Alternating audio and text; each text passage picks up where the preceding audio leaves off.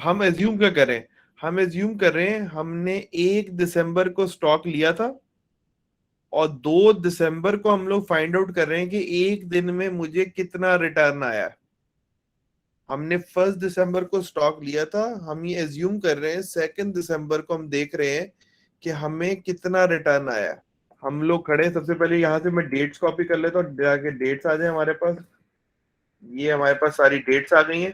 तो अगर मैं 2 दिसंबर का रिटर्न फाइंड आउट कर रहा हूँ ये सोचते हुए कि मैंने 1 दिसंबर को स्टॉक लिया था, तो मैंने इजिकल टू का बटन पे लॉग नॉर्मल एल एन इस फंक्शन पे आके मैंने क्लिक किया, ब्रैकेट ओपन हो गया है। ये मेरा ओरिजिनल डाटा है। 2 दिसंबर के एंड पे क्या कीमत थी, डिवाइडेड बाय 1 दिसंबर जब मैंने लिया था तो कितने का लिया था, ब्रैकेट क्लोज कर दी, एंटर दबा दिया। ये मेरा रिटर्न आ गया एक दिन का। इसकी छोटी एग्जांपल भी कर सकते हैं। लेट्स सपोज 1 दिसंबर को मैंने 100 रुपए की चीज ली, 2 दिसंबर को वही चीज जो है 105 रुपए की हो गई। मुझे इसका रिटर्न फाइंड आउट करना है। स्टॉक्स के अंदर हम लोग क्या यूज करते हैं, लॉग नॉर्मल। तो ये एल एन लिखा, ब्रैकेट ओपन, आज की कीमत जो मेरी हो चुकी है डिवाइडेड बाय जिसपे मैंने खरीदा था, ब्रैकेट क्लोज करके एंटर दबाया, तो ये मेरा रिटर्न आ गया। अब ये रिटर्न 0.000 करके लिखा हुआ है। मैं यहाँ पे आके अगर परसेंटेज दबाऊंगा तो ये रिटर्न जो है वो किस में आ गया, मेरे पास परसेंटेज फॉर्म में आ गया। अब ये एक रिटर्न निकल के आ गया। अब ये देखें यहाँ पे जो कॉर्नर पे एरो है, मैं इसको ड्रैग करके ना इधर ले आ देता हूँ, क्लिक करके रखा और इसको यहां तक ले गया। ये इसने पूरे जितनी भी कंपनीज है उन सब का रिटर्न निकाल दिया। और अगर मैं इसी के ऊपर डबल क्लिक करूंगा तो पूरे जो जितने भी साल का डाटा है उन सब का रिटर्न निकल के आ जाएगा। तीसरा स्टेप क्या है, मैं अगर इस परसेंटेज को क्लिक कर दूंगा तो ये सारा डाटा मेरे पास परसेंटेज फॉर्म में कन्वर्ट हो जाएगा। ओके, जब हमने उस दिन दो कंपनीज ली थी, एक कंपनी एप्पल का डाटा लिया था, तो अब हम उसी के ऊपर आ जाते हैं। सबसे पहले हम लोग फाइंड आउट कर लेते हैं एवरेज रिटर्न्स। बहुत छोटा सा काम है, बहुत क्विकली हो जाएगा हमारे से। एवरेज रिटर्न में क्या था कि हमने कहा था एवरेज फाइंड आउट करनी इन रिटर्न्स की। तो हमने इज इक्वल टू दबाया, एवरेज, ब्रैकेट ओपन कर ली, और ये सारे नंबर्स हमने सिलेक्ट करने हैं। इन नंबर्स को सिलेक्ट करने के तीन तरीके हैं। या तो माउस से आप सारी सिलेक्शन कर लें, दूसरा ये है कि यहाँ पे आप कंट्रोल शिफ्ट और डाउन का बटन दबा दें। कंट्रोल शिफ्ट और डाउन इकट्ठा दबा के रखें, ब्रैकेट क्लोज करके एंटर करेंगे तो आपके पास ये एवरेज रिटर्न आ जाएगा। इसका दूसरा करने का तरीका ये है, आपने एवरेज लिखा, एवरेज पे क्लिक किया और यहां से लेके आपने सारे स्टॉक को सिलेक्ट कर लिया। इससे भी क्या हो जाएगा, आपके पास एवरेज रिटर्न आ जाएगा। अच्छा, अब इसमें यह है कि हमारे पास तकरीबन ये 1800 से ज्यादा पॉइंट्स हैं, तो माउस से करने में हमें बहुत ज्यादा टाइम लग जाएगा। तो लेकिन ये और भी आसान काम है, एक दफा करना पड़ेगा, बाकी काम ऑटोमेटिकली हो जाएगा। तो अगर हम इसको यहाँ पे देखें तो ये हमारा काम जो है कहाँ खत्म होगा, 1860 पे होना चाहिए था कहीं। ये तो ये रहा, सॉरी, खत्म होगा। ये रहा। ये हमने सिलेक्ट कर दिया, एंटर दबा दिया, और ये भी हमारे पास एवरेज निकल के आ गया। तीसरा वही आसान तरीका है, एवरेज लिखा, एवरेज पे क्लिक किया, पहले बटन पे क्लिक किया, कंट्रोल शिफ्ट डाउन, सारा डाटा सिलेक्ट हो गया, एंटर दबा दिया, ये हमारे पास एवरेज निकल के आ गए। अच्छा, अब यही अगेन दोबारा आप इस एरो से भी ड्रैग कर सकते हैं, यहां से भी आ सकता है। दूसरा तरीका क्या है, आप यहाँ पे खड़े हुए और सारे को सिलेक्ट करके कंट्रोल आर का बटन दबा दें तो तब भी ये सब के अंदर कॉपी हो जाता है। अभी हमारे पास क्या आ गया, एवरेज डेली रिटर्न आ गए। क्या आ गए, एवरेज डेली रिटर्न आ गए इन 14 कंपनीज के। ओके, अब हमने एवरेज अच्छा निकाल अच्छा। लिया, तो इसके साथ हमें एक और मैट्रिक्स चाहिए, वो क्या है, स्टैंडर्ड डिविएशन। अभी भी कर लेते हैं। स्टैंडर्ड डिविएशन कैसे आएगी, एस टी लिखा और ये देखिए पहला फॉर्मूला ही S T D E V आ गया, क्लिक कर दिया आपने, दोबारा सारा वही डाटा सिलेक्ट करना है, यहां भी बटन पे क्लिक किया, control shift down, bracket close और एंटर, ये हमारे पास क्या आ गई है, स्टैंडर्ड डिविएशन आ गई है। इसी तरह स्टैंडर्ड डिविएशन का फॉर्मूला बार बार लगाने की जरूरत नहीं है, आप यहां से पकड़ के इसको ड्रैग कर लेंगे तो आपके पास क्या आ जाएगी, स्टैंडर्ड डिविएशन सारे स्टॉक्स की फाइंड आउट हो जाएगी। थर्ड स्टेप में आप इसको परसेंटेज पे क्लिक करेंगे तो आपकी स्टैंडर्ड डिविएशन परसेंटेज फॉर्म में आ जाएगी। हम कर लिया था। अब ये जो रिटर्न्स है डेली के हैं, तो ये हमारा जो रिटर्न है ये एवरेज, ये जो रिटर्न आई हमने डेली के निकाले, जो स्टैंडर्ड डिविएशन की निकाली ये भी हमने डेली की निकाली है। अब आपको ये तो पता है कि हमने मेंशन किया था कि परसेंटेजेस जहां पे भी मेंशन होती है वो एनुअल होती है, तो अब हमें इनको कन्वर्ट करना है एनुअल नंबर्स के अंदर। अब हम इनको कन्वर्ट करते हैं एवरेज रिटर्न्स। अब ये एनुअल बेसिस के ऊपर आ गए, एनुअलाइज्ड, ठीक है। इसी तरह स्टैंडर्ड डिविएशन जो है ना वो भी हमारी क्या हो रही है, एनुअलाइज्ड हो रही है। अब वो कैसे होगी एनुअलाइज्ड, अब ये हमारा डेली रिटर्न है ना, अब डेली रिटर्न को मल्टीप्लाई कर दें 260 के साथ।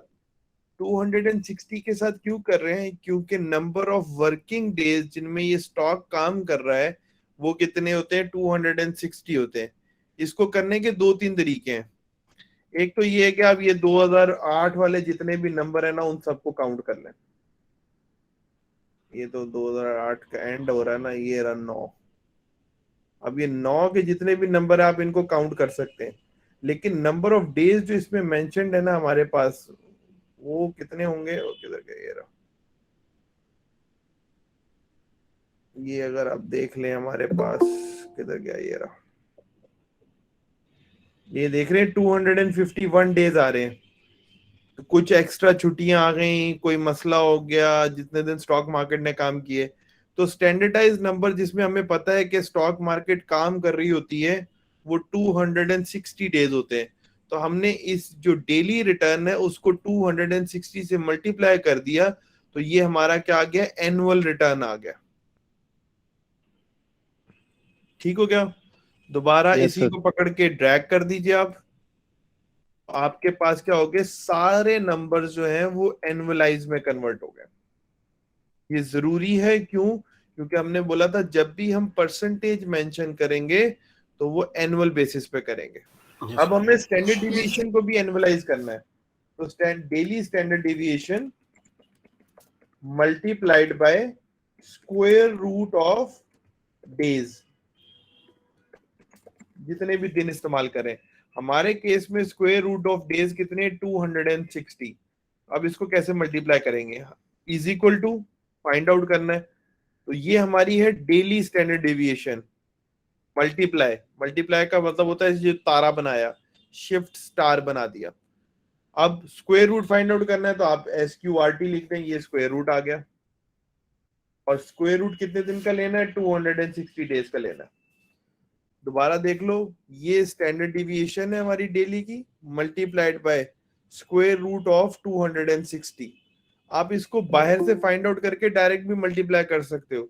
अब मैं आपको ये बताया, तो अब ये हमारे पास डेली है ना बेटे, अगर हमारे पास मंथली रिटर्न होता तो हम मंथली रिटर्न को किससे मल्टीप्लाई करते, 12 से, और ये मंथली स्टैंडर्ड डिविएशन को किससे मल्टीप्लाई करते, स्क्वायर रूट ऑफ 12। तो याद रखनी है कि आपको कन्वर्जन के लिए वही वाले फैक्टर, क्योंकि डेज थे तो इसलिए 260 था, मंथ्स थे तो क्या हो जाएगा 12, क्वार्टर होगा तो क्या हो जाएगा 4। अच्छा, अब ये हो गए हमारे दो स्टेप्स हो गए। हमने अपने 14 स्टॉक्स का कुछ मैट्रिसेस डेवलप कर लिए, वो हो गए ये। अब जाहिर बात है अगर ये मेरा पोर्टफोलियो है, पोर्टफोलियो क्यों बनाया, मैंने डिफरेंट कंपनीज ले ली, न्यूयॉर्क स्टॉक एक्सचेंज ले ली, नैस्डैक ले लिया, गूगल ले लिया, Yahoo, Apple, Microsoft, Apollo, GT, ये नाइकी, मेट्रोपॉलिटन है, मर्क ट्रक्स हैं, डिफरेंट किस्म की मैंने कंपनीज ले ली। अब इन कंपनीज को मैंने अलग-अलग तो इन्वेस्ट नहीं करना ना, सारी इन्वेस्टमेंट मेरी है, तो मुझे इनको देखना है पोर्टफोलियो के अंदर। अब हम अच्छा कुछ अजम्पशन लेते हैं, अब कुछ अजम्पशन क्या है, हमने कहा था हम चाहेंगे कि कंप्यूटर हमें बताए किस स्टॉक में कितना इन्वेस्ट करना है। तो तो अभी के लिए हम एक एजम्पशन ले लेते हैं। वो एजम्पशन क्या है कि हम लोग 5% इन्वेस्ट कर रहे हैं अपनी टोटल इन्वेस्टमेंट का इन सब स्टॉक्स के अंदर। आप चाहें तो 7 भी कर सकते हैं, आप चाहें तो 10 भी कर सकते हैं, लेकिन अभी हम ये ज्यूम कर रहे हैं कि आपका जो टोटल पैसा है वो 100% है। वो कैसे पता चला है? इन सबको मैंने ऐड कर लिया कि अगर मैंने सब में 5-5% इन्वेस्ट किया है अपनी टोटल इन्वेस्टमेंट का, तो टोटल मेरा 70% पैसा जो है इन्वेस्टेड है इस वक्त तक। आप चाहें तो आप इसको 6 कर लें, आप चाहें तो इसको 7 कर लें, डज नॉट मैटर।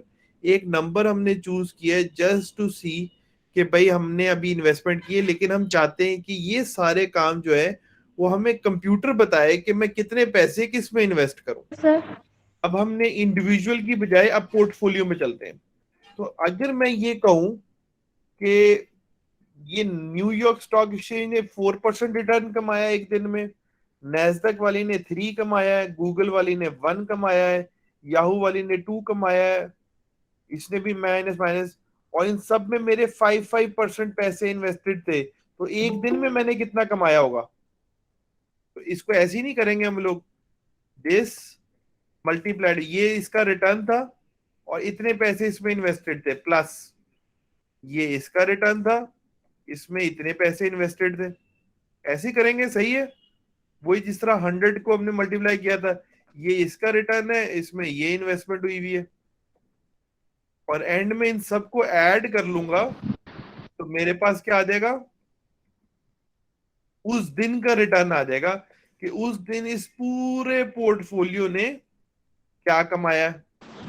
कि अगर मैंने इसमें 5% पैसा लगाया है और इस 5% पैसे पे मैंने 1.34% कमाया एक दिन में, तो ये मेरा रिटर्न हो जाएगा तकरीबन इन सब को ऐड करने के बाद। अभी इतना मुश्किल काम है कि सारी जिंदगी गुजर जाएगी अगर थोड़े से ज्यादा स्टॉक हो गए। बात बनती है। इसके लिए एक फॉर्मूला होता है, उसका नाम होता है सम प्रोडक्ट। बड़ा आसान सा फॉर्मूला है, मैं आपको थोड़ा सा समझाने की कोशिश करता हूँ। सम प्रोडक्ट का मतलब क्या है कि पहले तो मल्टीप्लाई करो और फिर सबको ऐड कर दो। हम भी यही कर रहे थे, पहले आपस में मल्टीप्लाई कर रहे हैं और फिर सबको ऐड कर रहे हैं। तो ये फॉर्मूला कुछ ऐसे काम करता है, is equal to sum product. जैसे ही मैंने लिखा तो ये फॉर्मूला एक्टिवेट हो गया। अब इसमें देखो दो चीजें लिखी हुई, अरे 1, अरे 2, अरे 3। ये किसी को बुला नहीं रहा है, अरे बात सुनो, लेकिन अरे को कहते हैं रोज और कॉलम्स। तो मैं चाह रहा हूं कि यार ये वाला सारा कॉलम ये एक अरे है, इसको कॉमा मैंने लगाया तो वो कह रहा है अरे 2 कौन सी है। मैंने इसको भी सारे को सिलेक्ट कर लिया। अब इसको करो क्या, इन सबको पहले आपस में मल्टीप्लाई करो और फिर इन सबको ऐड करके बता दो। जिसको मल्टीप्लाई किया उन सब के रिजल्ट्स को ऐड कर दो। तो ये ब्रैकेट क्लोज करूंगा तो ये मेरे पास पूरे उसका रिटर्न 1 सेकंड में निकाल के बता देगा, बजाय हमें 10-15 मिनट इसका वेट करना पड़े।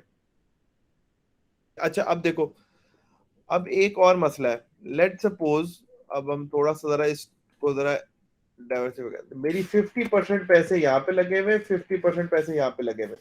इसको मैं कर देता हूँ डे 1 और इसको मैं कर देता हूँ डे 2। डे 1 में ये 5% था, ये 6% था। डे 2 में ये 2% था और ये -2% था। अब मुझे इन दोनों दिनों का रिटर्न निकालना है। अब मैं कैसे निकालूंगा? अब मैं कर रहा हूं भाई सम प्रोडक्ट, ये मेरी अरे 1 हो गई, कॉमा ये मेरी अरे 2 हो गई। ब्रैकेट क्लोज करूंगा, एंटर करूंगा तो मुझे इसका रिजल्ट पता चल गया, 5.5% आ गया।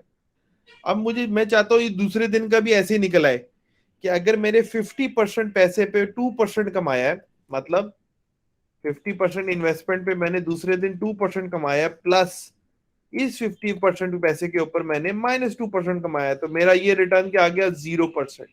लेकिन मैं चाह रहा हूँ ये वाला फॉर्मूला ये खुद ही सबके ऊपर फाइंड आउट करता जाए, चाहे 50 दिन है चाहे 10 दिन है। तो हमें क्या करना पड़ेगा, हम चाहते हैं ये जो कॉलम में चेंज ना हो, हर दफा हर रोज का रिटर्न, चाहे 5,000 रोज हो या जितनी मर्जी रोज हो, मल्टीप्लाई हमेशा 50% से ही होता रहे। तो ये एक्सेल की क्लास तो नहीं है, लेकिन मैं आपको सिर्फ एक पॉइंट बताना चाह रहा था। इसको कहते हैं, इसको फिक्स कर दो। टेक्निकल लैंग्वेज में इसको कहते हैं यार इस पे एंकर लगा दो। एंकर का मतलब क्या है, इस कॉलम को पूरी कैलकुलेशन के अंदर जो है ना आप फिक्स कर दें। और अगर किसी कॉलम को हमने एंकर लगाना होता है तो हम जो टर्मिनोलॉजी यूज करते हैं उसको कहते हैं डॉलर।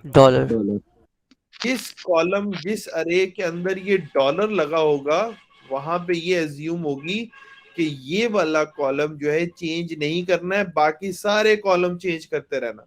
अब एंकर कैसे लगाते हैं, आपने इसको एडिट किया, अब आपको पता है आपको फिक्स किस कॉलम को करना है, ये 50-50% वाले कॉलम को फिक्स करना है। इसको कैसे करेंगे, इसके बीच में जाके आप डॉलर लगा सकते हैं। अब पहले का मतलब है कॉलम फिक्स हो गया, दूसरे डॉलर का मतलब है आपकी रो फिक्स हो गई, मतलब ये हिलेगा नहीं कहीं पे। आसान तरीका क्या है, आप इस कॉलम के बीच में आके F4 का बटन दबा दें। F4 में भी यही होगा कि डॉलर खुद ब खुद लग के आ जाएंगे, आपको टाइप नहीं करना पड़ेगा। अब अगर मैं डाउन करूंगा ना, फर्ज कर लो यहां तक ले आए, अब मैं आपके सामने 2-3 डेटा बना देता हूँ, डे 4 डे 5। अब यहाँ पे कर देते हैं 3% है, यहाँ पे कर देते हैं 6% है, यहाँ पे कर देते हैं 30% है, और इसको कर देते हैं डिवाइडेड बाय 2। ऐसे एग्जाम्पल बना रहे हैं। अब देखो, अब ये हर किसी का रिटर्न फाइंड आउट कर रहा है, लेकिन 50% फिक्स्ड है, बाकी सब चेंज होता जा रहा है। 50% फिक्स्ड है, बाकी सब चेंज होता जा रहा है। तो आपने क्या किया है, आपने बेसिकली उसके जाके बीच में डॉलर ऐड कर दिए। सेम काम मैं यहां कर रहा हूं। सबसे पहले मैंने क्या किया, sum product is equal to sum product. Sum product में सबसे पहले मैंने काम क्या किया है, इन सबको सिलेक्ट कर लिया, ये अरे 1 हो गई, कॉमा, फिर मैंने इन सबको सिलेक्ट कर लिया, और ब्रैकेट क्लोज करने से पहले मैं चाहता हूं ये सारे जितने भी दिन हैं इन सब का रिटर्न फाइंड आउट करे पोर्टफोलियो का, लेकिन ये 5% वाली जो रो है ये चेंज नहीं होनी चाहिए। तो इसके लिए मैंने भी आपको बताया क्या करेंगे, हम इसके बीच में जाके क्या लगा देंगे, डॉलर। ये B और 9 के बीच में मैंने क्या लगा दी, डॉलर। अब यहाँ पे आया और ये डबल क्लिक करूंगा तो ये मेरे पास पूरे पोर्टफोलियो के रिटर्न निकल आने चाहिए थे, जो कि इसने नहीं निकाले, और उसकी रीजन अल्लाह जानता है क्या है। एक्सेल कई दफा ऐसी हरकतें करता है, तो हम इसको जरा समझाने के लिए ऊपर ले जाते हैं।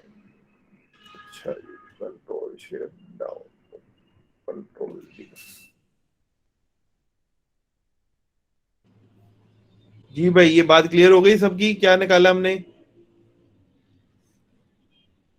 जैसा टोटल पोर्टफोलियो पे ये डेली अब मेरे रिकॉर्डिंग। पोर्टफोलियो का रिटर्न आ गया। मैं इस पर डबल क्लिक करूंगा, मुझे पता चल जाएगा क्या हुआ इस फॉर्मूले के अंदर।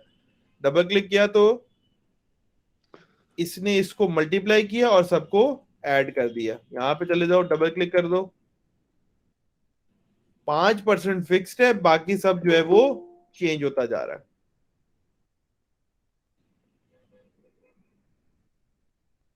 अच्छा, अब क्योंकि एक्सेल में सारी चीजें ऑटोमेटेड है, हमें बार बार फाइंड आउट करने की जरूरत नहीं है।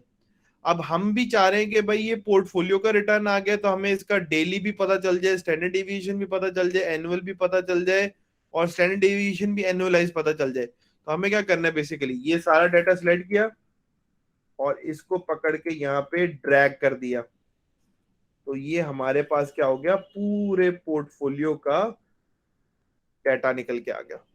डेली रिटर्न भी आ गया, स्टैंडर्ड डेविएशन भी आ गई, एनुअल स्टैंडर्ड डेविएशन भी आ गई। अच्छा, अब आप लोग देखें, अगर आपके पास ऊपर एक्सेल के अंदर यहाँ पे एक कॉलम आ रहा है डाटा, अब सॉल्वर वो है, ये हमारे लिए मसला सॉल्व करेगा। कैसे सॉल्व करेगा, मैं चाह रहा हूं कि भाई ये तो मैंने निकाल लिया पोर्टफोलियो का रिटर्न, और अभी मैंने सारे स्टॉक्स में 5-5% इन्वेस्ट किया हुआ है। मैं चाह रहा हूं भाई यार ये एक्सेल मुझे बताए कि हर स्टॉक में मैं कितना इन्वेस्ट करूं आइडियली, कि मेरा रिटर्न मैक्सिमम हो जाए और रिस्क मिनिमम हो जाए। टारगेट क्या है, रिटर्न मैक्सिमम हो जाए, रिस्क जो है वो मिनिमम हो जाए। तो तो मैं चाह रहा हूं कि एक्सेल मुझे बता दे भाई ये इसमें इतने पैसे इन्वेस्ट करो तो तुम्हारा काम हो सकता है। अब हम एक निकाल लेते हैं, रिटर्न पर रिस्क। रिटर्न पर रिस्क, ये मेरा एनुअल रिटर्न है अगर आपको याद हो तो, डिवाइडेड बाय ये मेरा रिस्क है एनुअल, डिवाइड कर दूंगा तो इस वक्त जो मेरा रिस्क आ रहा है वो आ रहा है 53.28%। मैं इसको कन्वर्ट कर देता हूं नंबर्स में, तो ये आ रहा है 0.53। मैं चाह रहा हूं कि ये मैक्सिमम हो जाए, रिटर्न और रिस्क के रिलेशनशिप में रिटर्न जो है वो मैक्सिमाइज हो जाए। मैं चाह रहा हूं एक्सेल भाई मुझे भी बताओ कि ये कैसे हो सकता है। Yes sir. ओके, बड़ा सिंपल सा स्टेप है, भूलना मत, गुम मत होना। मैं यहाँ पे डाटा पे आ गया जी। जब हम आ गए तो सबसे पहले हम लोग डाटा पे आ गए, डाटा पे आके हमने सॉल्वर पे क्लिक किया। अब ये एक सॉल्वर पैरामीटर खुल गए। अब सॉल्वर पैरामीटर में मेरा ऑब्जेक्टिव क्या है, ये जो रिस्क पर रिटर्न पर रिस्क मैंने निकाला है ये मैक्सिमम हो जाए। तो मैंने क्लिक कर दिया, तो ये वाली जो शीट नंबर 2 है हम जिस पे हैं, और Q2 जो कॉलम है, मैं कह रहा हूँ इसको मैक्सिमाइज़ करना है, तो मैंने यहाँ पे मैक्सिमम पे क्लिक किया हुआ। ओके, सेकंड चीज़ है कि किस चीज़ को मैं चेंज कर सकता हूँ इसको मैक्सिमाइज़ करने के लिए। तो मैंने क्या किया कि मैंने वेरिएबल्स पे क्लिक किया है, तो मैंने इन सब को सिलेक्ट कर लिया है, यहाँ से लेके कहाँ से लेके यहाँ, ये पूरे जो हैं ये मैंने सिलेक्ट कर लिए। तो मैंने कहा जी ये वेरिएबल्स हैं जो आप चेंज कर सकते हैं in order to maximise this.